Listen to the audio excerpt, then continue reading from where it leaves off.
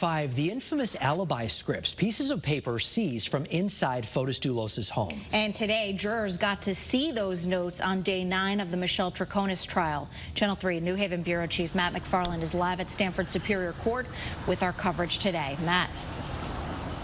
Noel, Aaron, and Mark, leading up to the trial, police prosecutors have referred to those pieces of paper, as he said, as, quote, alibi scripts. It's something that the defense has objected to, even filing a motion to keep that term out of the court proceedings. Now, today on the stand, prosecutors recalled retired state police detective Matthew Riley.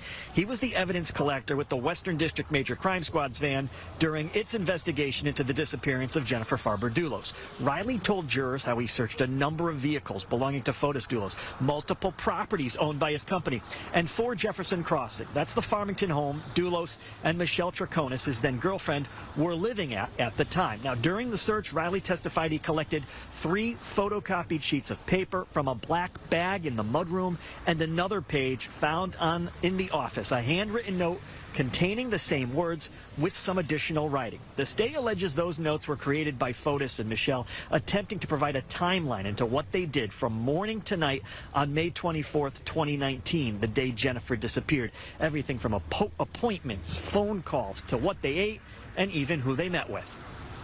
6 o'clock, and then J. Michelle, DEPT, with her.